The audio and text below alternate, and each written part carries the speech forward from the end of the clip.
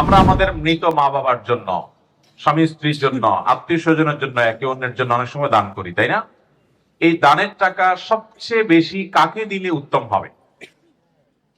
এ ব্যাপারে নবী করিম সাল্লাল্লাহু আলাইহি সাল্লামের হাদিসের দিকে তাকালে আমরা দেখতে পাই, দানের জন্য সবচেয়ে উত্তম হলো নিজের রক্ত সম্পর্কীয় কোনো আত্মীয় স্বজন যদি অভাবী থাকে তাদেরকে দান করতে হবে। তাদের হক এবং অধিকার সবচাইতে বেশি। নবী করিম সাল্লাল্লাহু আলাইহি সাল্লাম বলেছেন, আস-সাদাকাতু আলাল মিসকিনিস সাদাকাহ।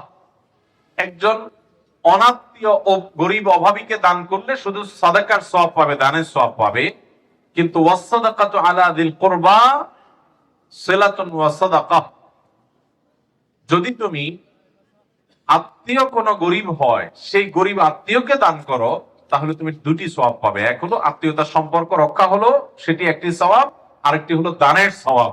এজন্য আপনি কোন দান, কোন দাক্ষিণা, কোন আপনার সাদাকা যদি করতে হয়, এর জন্য সর্বাধিক হকদার হলো আপনার রক্ত সম্পর্কীয় কোন আত্মীয় যদি অভাবী হয়।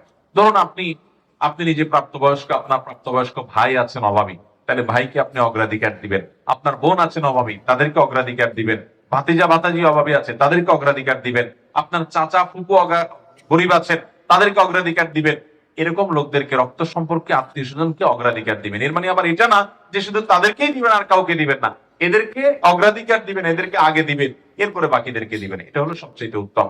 আর তাছাড়া আপনার বাবা মার জন্য, মৃত মানুষের জন্য দানের ক্ষেত্রে সাদকায়ে জারিয়াকে সবচেয়ে বেশি নিরূপণ করবেন। কারণ সাদকায়ে জারিয়া, যে দানের উপকারিতা দীর্ঘমেয়াদ পর্যন্ত থাকবে, এই দানটা, এটার সওয়াব অন টাইম হবে না, দীর্ঘকাল পর্যন্ত হবে। যেমন কথার কথা, মাদ্রাসা মসজিদ বানিয়ে দিলেন, আপনি কোনো অজুখানা তৈরি করে দিলেন, কোন জায়গায় টিউবওয়েল বসিয়ে দিলেন, কোন জায়গায় একটা কালভার্ট বা রাস্তা ঠিক করে দিলেন, কোন জায়গায় একজন গরিব মানুষকে একটা সেলাই মেশিন কিনে দিলেন, একজন গরিব মানুষকে একটা রিক্সা কিনে দিলেন, একজনকে একটা গরুর বাছুর কিনে দিলেন, একজনকে আপনি এক দুটা ছাগল কিনে দিলেন, স্থায়ী কোনো কিছু করে দিলেন যে এখান থেকে সে উপার্জন করে খাবে।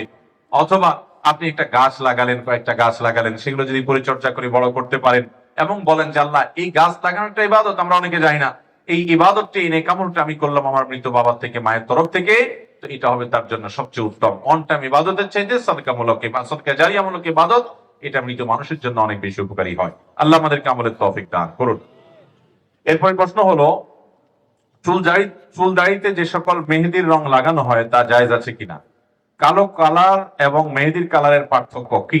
এ ব্যাপারটি একটু খোলামেলা আলোচনা চাচ্ছি। ধন্যবাদ প্রশ্নকর্তাকে।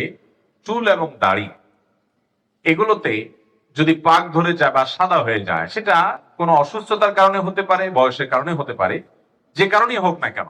নবী করিম সাল্লাল্লাহু আলাইহি সাল্লাম বলেছেন, গায়রু হাদা শাই, তোমরা তোমাদের চুল দাড়ি যে কালো সাদা হয়ে যায়, এগুলোর এই সাদা কালারটাকে পরিবর্তন করো। এই সাদা কালার, দবদবে সাদা কালার না রেখে এটাকে অন্য কালার পরিবর্তন করাটা অধিকতর উত্তম। যদিও এটা ফরজ ওয়াজিব না, সাদা কালার রাখলে কোনো গুনাহ হবে না, কিন্তু নবী সাল্লাল্লাহু আলাইহি সাল্লাম এর পরামর্শ এবং সুন্নাহ হলো এটাকে পরিবর্তন করো। কিন্তু কোন কালারে পরিবর্তন করা যাবে কি যাবে না সে সম্পর্কে নবীজি সাল্লাল্লাহু আলাইহি সাল্লাম বলেছেন, ওয়াজান্নিবুস সুওয়াদ, যে কালারই করো না কেন, কালো কালার থেকে বিরত থাকো। নবী সাল্লাল্লাহু আলাইহি সাল্লাম নিজে মেহেদি ব্যবহার করেছেন। এই জন্য ভাইরা, চুলে দাড়িতে মেহেদি ব্যবহার করা যায় এবং উত্তম। এর মধ্যে আর্টিফিশিয়াল যে মেহেদি গুলো পাওয়া যায়, টিউব মেহেদি যেগুলোকে আমরা বলি, এগুলো ব্যবহার করতে পারেন, কোনো অসুবিধা নেই। এগুলো ব্যবহার করলে কোনো সময় দেখা যাবে যে ত্বকের উপর থেকে একটা আলাদা আবরণ পড়ে গেছে, সেটা হয়তো ঝরে ঝরে পড়ে যাচ্ছে, তাতে অসুবিধা নেই। কারণ এটা হয় অনেক সময় অ্যাসিডের কারণে, সেখানে কিছু কেমিক্যালের কারণে আমাদের চামড়ার উপরে যে পাতলা একটা লেয়ার থাকে, ওইটা অনেক সময় পুড়ে যায় বা পড়ে যায়, তো ওইটার কারণে কোনো অসুবিধা নেই। কিন্তু ন্যাচারাল ব্যবহার করতে পারলে স্বাস্থ্যের জন্য সব দিক থেকে সবচেয়ে ভালো হয়।